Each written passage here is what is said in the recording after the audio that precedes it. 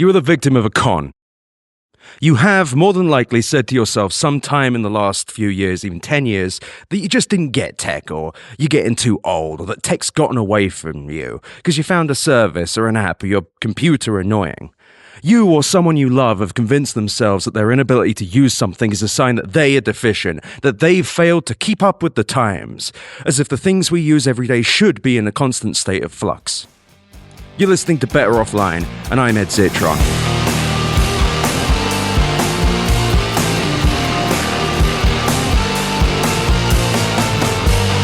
Better Offline. And this is the two-part episode that ends this season of Better Offline, and it's about the true scale of the rot economy, and how the tech industry is waging an endless invisible war against the user. And we're losing, by the way.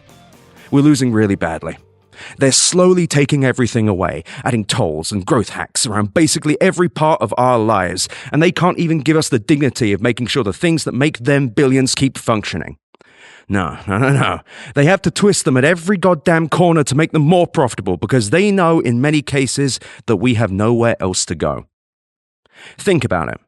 The tools we use in our daily lives outside of our devices have mostly stayed the same, right? Buttons on our cars might have moved around a bit, and I'm not talking about Tesla, by the way. We generally have a brake and an accelerator and a wheel and a turn signal. Boarding an airplane has mostly worked the same way since I started flying. Our trains, our buses, restaurants, toilets, houses, they all have the same mechanisms, and we're not expected to update them or adapt to new circumstances. We don't walk into our apartments and the door opens a different way for some reason. The toilet still flushes, I believe. Just used it, just checked. Now, what I'm getting into in this episode, there are some exceptions. Some people really just don't try and learn how to use the computer or a smartphone, and they just kind of reject technology or they refuse to pick it up because it's not for them. These people exist. They are real. We all know them, and I don't think anybody hearing this falls into that camp. Basic technological literacy is a requirement to live in society, and there is some responsibility on the user. But even saying that, even if we assume that these people are very common, and this is the case, should companies really take advantage of them? And the answer is no, of course. Now, our apps and platforms, the things we use every day, operate with a totally different moral and intellectual compass to other things in our lives. While the idea of an update is fairly noble, that something you've bought can be maintained and improved over time, that's a good thing. Many tech platforms see it as a means to further extract and exploit, to push users into doing things that either keep them on the app longer or take more profitable actions. We as a society need to reckon with this, and we need to reckon with how this twists us up. It makes us more paranoid, more judgmental, more aggressive, more reactionary, because when everything is subtly annoying, we all simmer, we suffer in these manifold ways. There's no digital world and physical world, by the way. They are and have been for some time quite the same thing, and reporting on tech as if this isn't the case is a failure of the user, a failure of reality, and honestly a failure of curiosity. If you're still doing this as a writer, you're full of shit. And I want to be clear that I'm not just talking about one single product or company. I'm talking about most digital experiences. I'm talking about the digital interference we're constantly having to dodge, the litany of buttons on every app that are all there to distract us, to obfuscate the path of the things we actually want to do. I'll choose an example for you. Now, my British, Canadian listeners are not going to love this, but there's an app called Sleeper, which I used to play fantasy football, NFL. There are so many buttons to try and make me do different kinds of sports gambling. All I want to do is check my lineup. But no, Sleeper must have a way to further monetize me. The way that apps present information in ways that are designed to be illogical and unhelpful is just disgusting. And they artificially force us to engage for longer with the apps in question. It's not about providing a service. And I sound kind of panicky and emotional, but I need you to understand how common this is in your lives. Every different digital experience is a small version of the little pieces that make up an annoying day at work, except we're either paying for them or being actively monetized for the pleasure. Let me give you an example. Back in 2023, Spotify redesigned its app too, and I quote The Verge, be part TikTok, part Instagram, and part YouTube, which in practice meant replacing a relatively clean and straightforward user interface with one made up of full-screen cards like TikTok and auto-playing video podcasts, also like TikTok.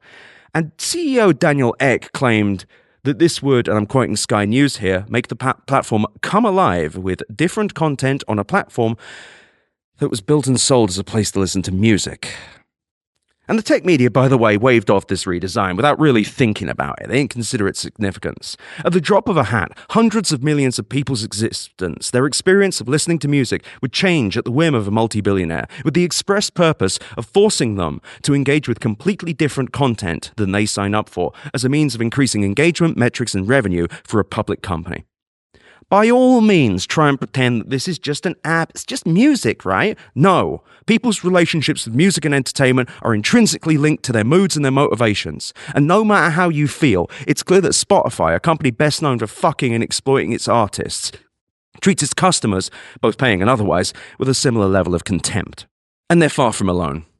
Earlier in the year, smart speaker company Sonos released a redesign of their app that removed their accessibility features, the ability to edit song cues or play music from your phone, and this was an attempt, in their words, to modernize the interface, with Wired suggesting that these changes could potentially open the door to adding a subscription service of some sort to help Sonos's, you never guess, ailing growth.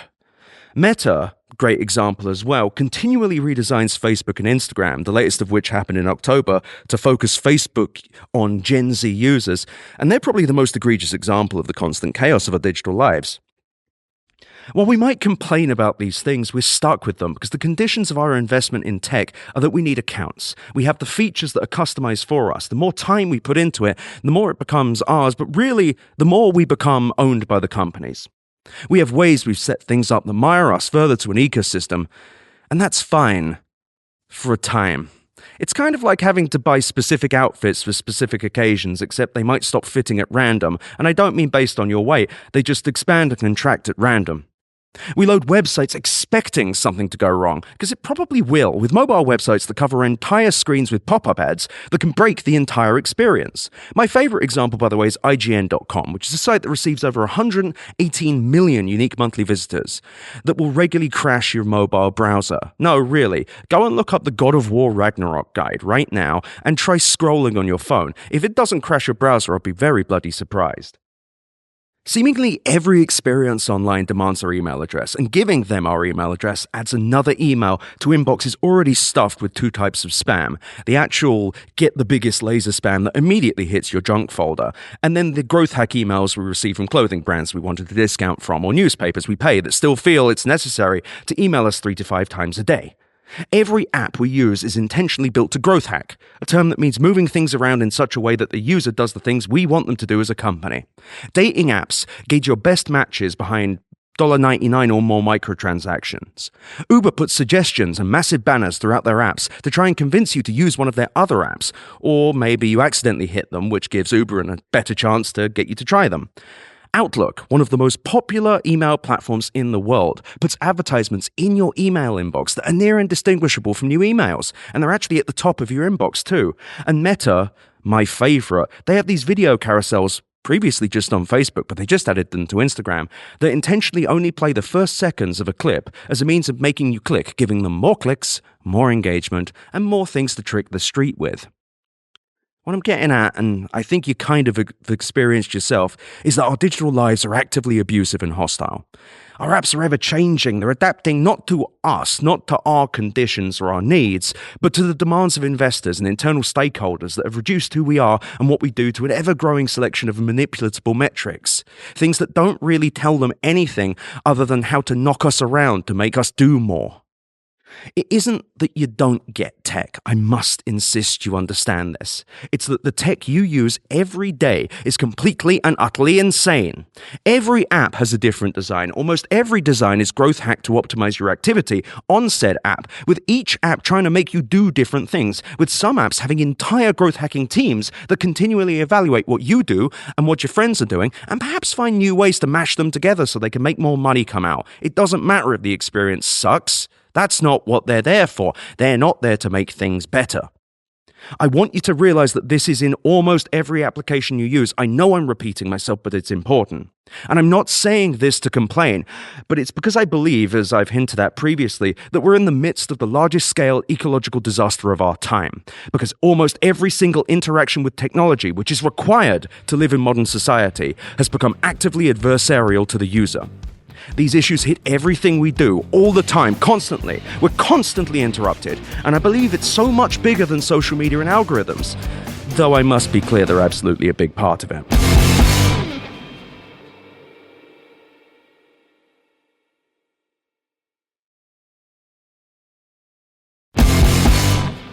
The average person's experience with technology is one so aggressive and so violative that I believe it leaves large parts of our society with a low-level trauma.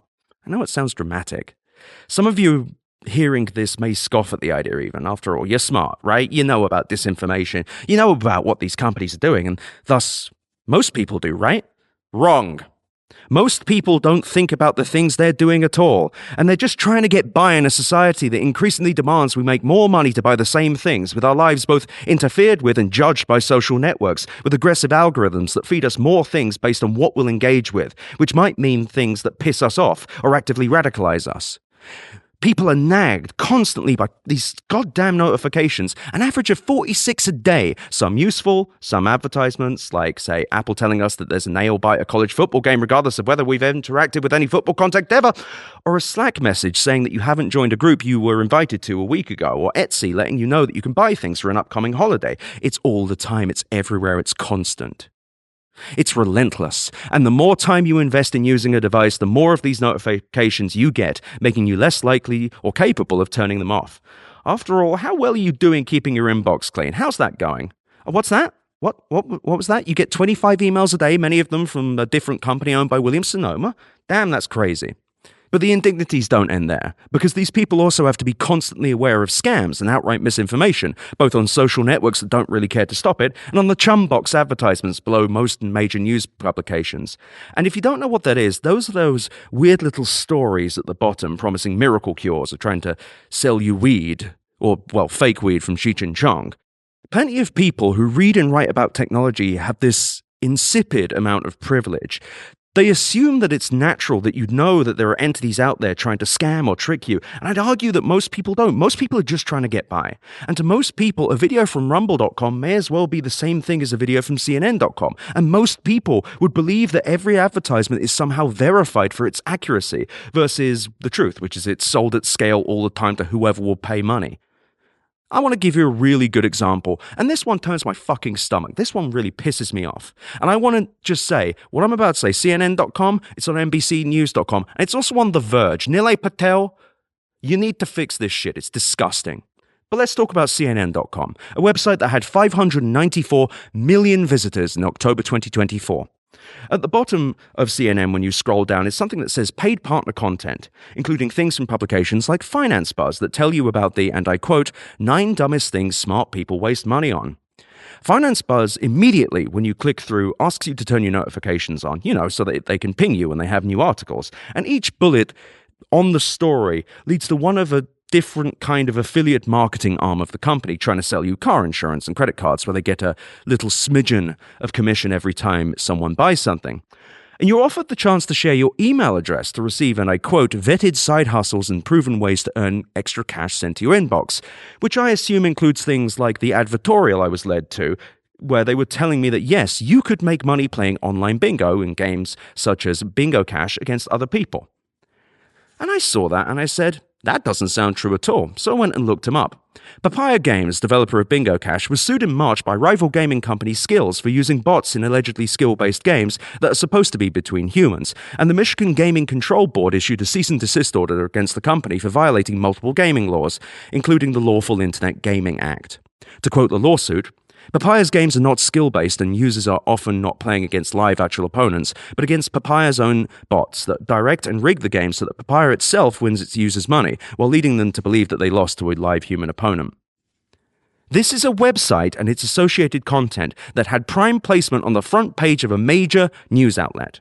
As a normal person, it's reasonable to believe that CNN would not willfully allow advertisements for websites that are, in and of themselves, further advertisements masquerading as trustworthy third-party entities. It's reasonable that you, as a normal person, would believe that Finance Buzz was a reputable website and that their intentions were to share great deals and secret tricks with you. If you think you're not this stupid, you're privileged and need to have more solidarity with your fellow human beings. It's disgraceful. If you hear this and you're like, haha, stupid idiots, God damn you!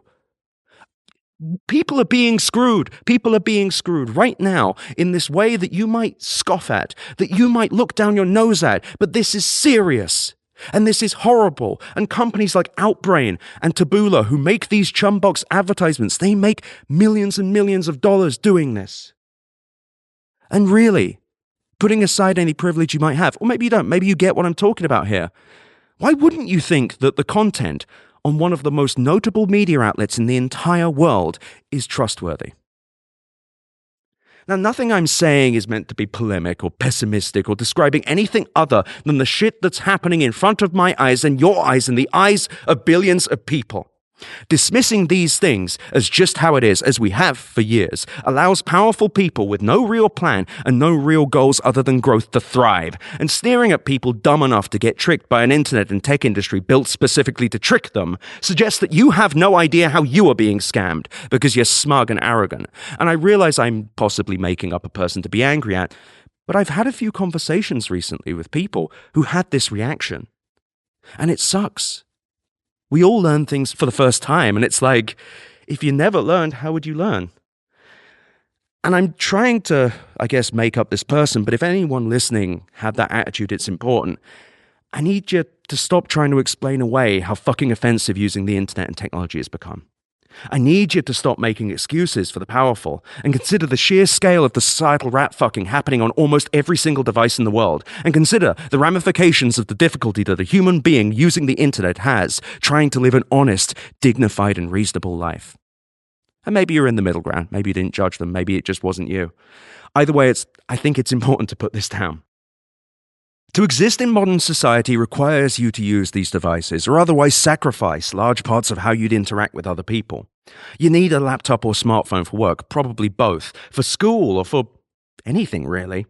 You need messaging apps, otherwise you kind of don't exist. And as a result, there's this societal monopoly of sorts, or maybe it's more of a cartel, in the sense that for the most part, every tech company has accepted these aggressive, anti-user positions, all in pursuit of growth.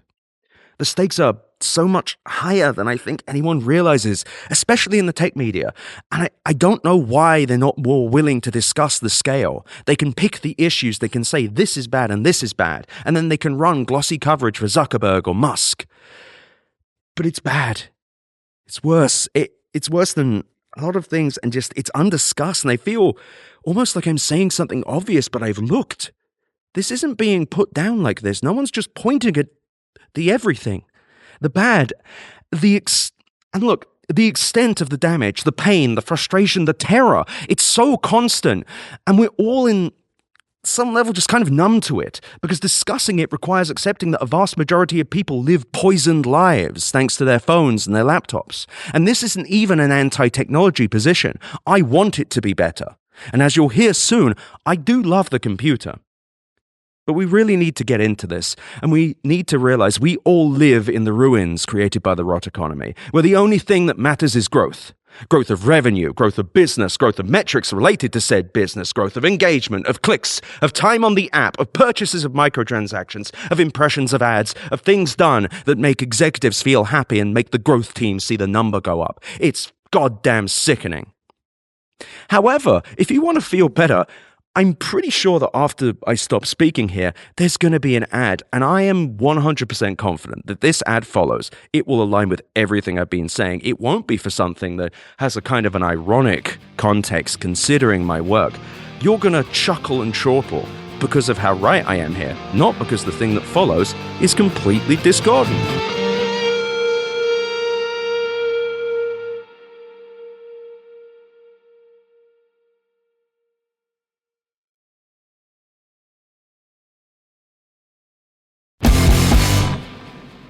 And we're back. So, as you know as a listener, I'm a dickhead. And if you haven't been listening, you probably worked that out by now. You're 20 minutes or so in, and you've heard me get pissed off. But I was trying to work out as I wrote this script, how would I frame this? How would I really show you the scale? So I went on Amazon.com, the everything store, and I bought the best-selling laptop, a $238 Acer Aspire 1 with a 4-year-old Celeron N4500 processor, which I'd consider fairly representative of how millions of people interact with the internet. I also believe it's a powerful illustration of the damage caused by the rot economy and this abusive, poisonous, and exploitative way in which the tech industry treats people, in a very practical sense. So I opened this piece of shit up, and it really, you're going to hear, as I discuss this, the anger that I experience. So I hit on it, and it took 1 minute and 50 seconds from touching that power button for the laptop to get to a setup screen.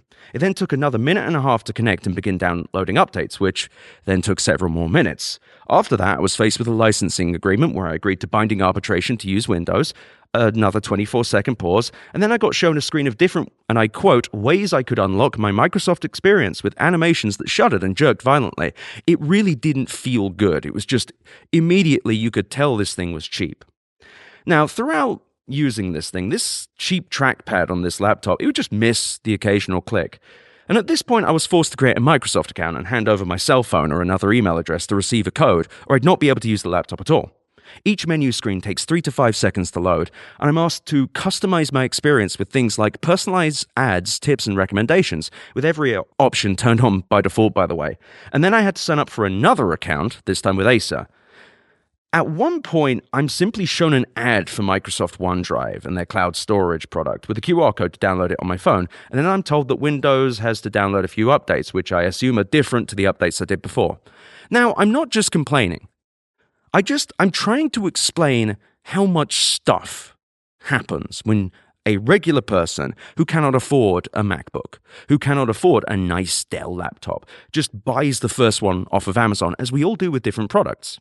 So, by the way, at this point, around 20 minutes have passed just to get to this screen.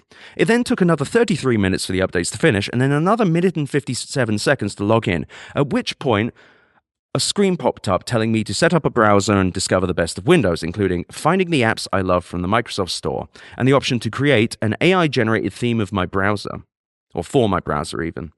The laptop, by the way, between each screen felt like it was just shaking visually, like the animations juddered viciously. You just get this constant sense that this thing sucks from the moment you use it. And so I finally, at this point, got to my new laptop, my beautiful new Acer laptop that stunk. And then I opened the start bar, which is ostensibly a place where you'd have apps, right? Apps that you'd use on the computer. And I saw some of the things like Outlook, an email client that's not actually installed and requires you to download it. You click it and it then downloads again. And an option for a travel website called booking.com. Just an ad, along with a link to LinkedIn, another ad for a Microsoft property.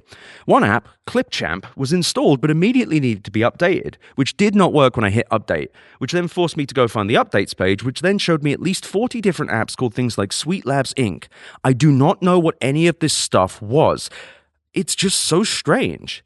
I typed Sweet Labs into the search bar, and it took a little shaky juddery, like the animations hitched a bit, and then it opened this giant menu with half of it dedicated to Mark Twain's birthday, and which had 2 different Mark Twain related links, a quiz of the day, and 4 different games available for download. At this point, by the way, I've been able to do nothing on this computer. I could have loaded Edge, but I'll get to that in a minute. I also should be clear that the computer was pausing slightly every time I typed a letter. Every animation felt so clunky and juddery. Even moving the windows around didn't feel smooth. It was just slow, it felt cheap, and the operating system, previously something I'd considered to be the thing that operates the computer, it's actively rotten. It's full of ads, sponsored content, suggested ads, and intrusive design choices that make the system slower and actively upset the user. Now, at this point, it's important to add what operating system it is. I'll get to that shortly. And the reason I'm explaining all of this in such agonizing detail is that this is the experience that I believe is more indicative of the average person's use of the computer than anybody else's. It's this. It's Windows, the crappiest, shittiest Windows. And though it's tough to gauge how many of these things, these crappy laptops, are sold to make it a bestseller on Amazon, laptops in this price point, which use a specific version of Windows called 11 Home in S mode, dominate Amazon's bestseller list, along with Apple's significantly more expensive MacBook Air and Pro series. It's reasonable to believe that a large amount of laptops sold in America match this price point and spec. There are 2 similar ones on Best Buy's bestsellers, or at least they were at the time I wrote this script. And as of writing this sentence down, which would have been very beginning of December, multiple different laptops of this very specific specification are on the front of Target's laptop page. And if I haven't made it completely clear, this means that millions of people are likely using a laptop that's burdensomely slow, full of targeted advertising and content baked into an operating system in a way that's either impossible or difficult to remove. For millions of people, and it really could be tens of millions of people considering the ubiquity of these laptops, the experience of using the computer is both actively exploitative and incredibly slow. Even loading up MSN.com, the very first page you see when you open a web browser in Windows Home S, immediately hits you with ads for eBay, QVC, and QuickBooks, with icons that sometimes don't load. By the way, about Windows 11 Home in S mode, you might not have heard of this. It's a special version of Windows where you can only use apps from the Windows Store. And on top of that, it's supposedly more efficient. I've used quite a few of these laptops now, and they're the slowest, wonkiest pieces of shit ever, but they're cheap. And it's not just the crappy hardware either, it's every part of the operating system which feels like it's built to hound you to use some sort of Microsoft product, or some sort of product that Microsoft or the laptop manufacturer has been paid to make you see. While one can hope that people buying these laptops have an awareness of anything, the reality is they're being dumped into a kind of TJ Maxx version of computing, except TJ Maxx clothes don't sometimes scream at you to download TJ Maxx Plus or stop functioning because you use them too fast. Now, I say this, I haven't shopped there in a while, but I assume this is still the case. Again, this is how most people are experiencing modern computing, and it isn't because this is a big business. It's because laptop sales have begun to fall, and they've been falling for over a decade, and manufacturers and Microsoft need as many ways to grow revenue as possible, even if the choices they make are actively harmful to the consumer. Also, I swear to God, if your answer here is get a MacBook Air, they're only $600, I beg you, I plead with you to speak with people outside of your income bracket at a time when an entire election was decided in part because everything's more expensive. At this point, said person using this laptop can now log on to the internet, by the way, and begin using websites like Facebook and Instagram and YouTube, all of which that have algorithms we don't really understand, but that have been regularly proven to be actively and deliberately manipulative and harmful. And I know I'm angry. I mean, whatever. You listen to this show. This is the finale of this year. You know how pissed off I am. But the picture I'm trying to paint is one of terror and abuse.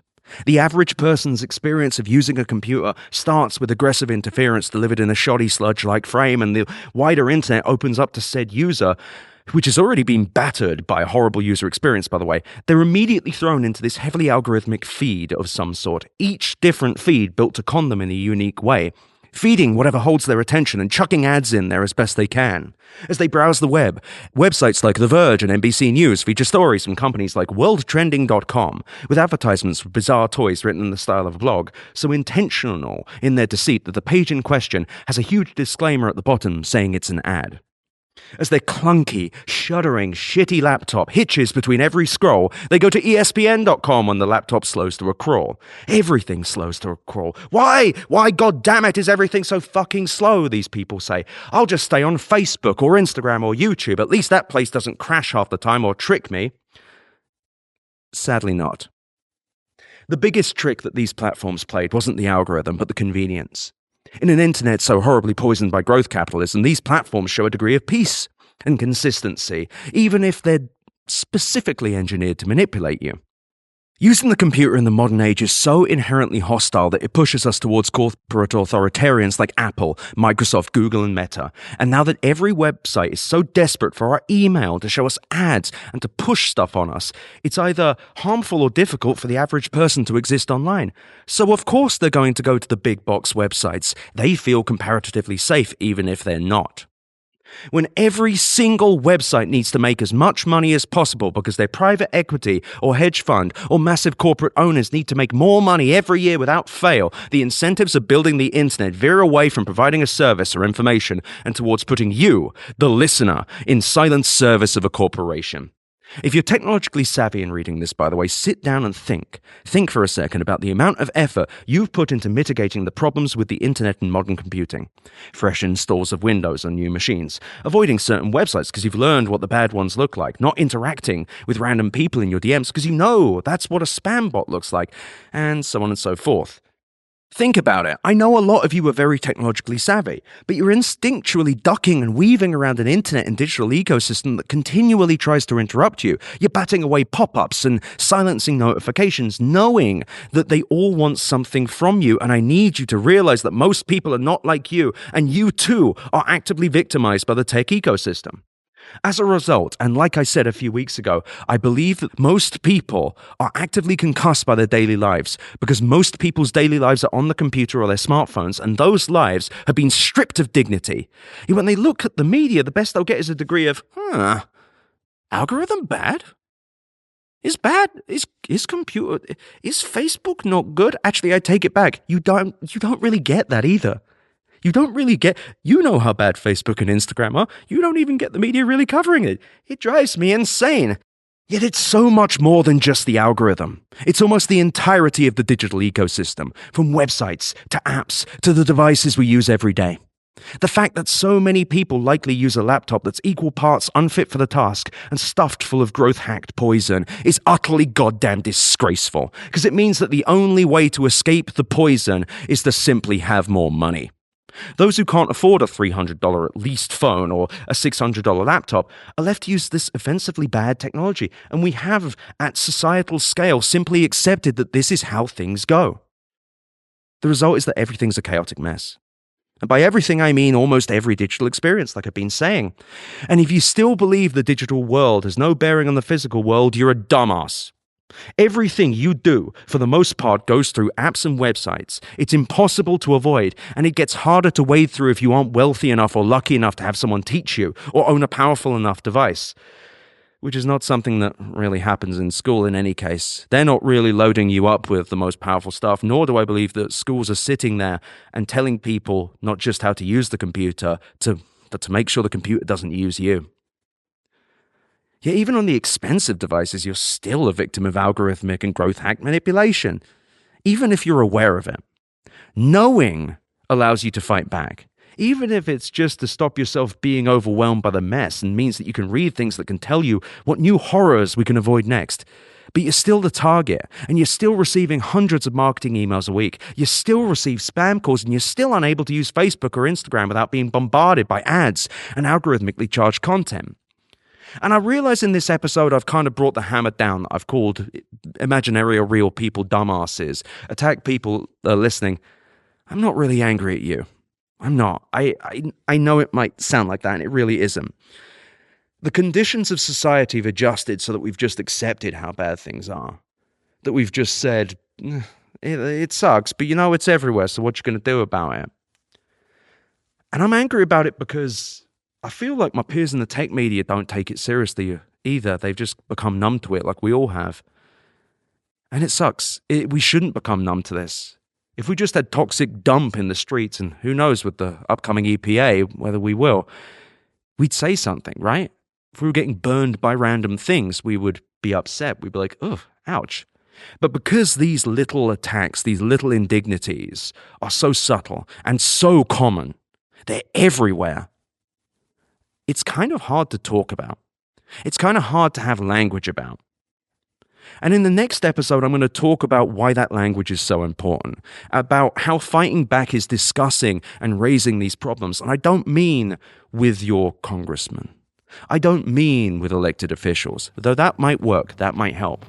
It's about having a continual societal conversation. It's about the next time that you or your friend says, I just don't get how the computer works. Stopping yourself and saying, no, probably not. It's that they keep changing how the computer works to make it work against us. It's why I've been so annoyed the last year.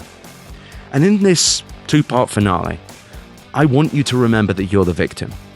You're the victim of a con. And I can't wait for you to hear the next episode coming in a few days.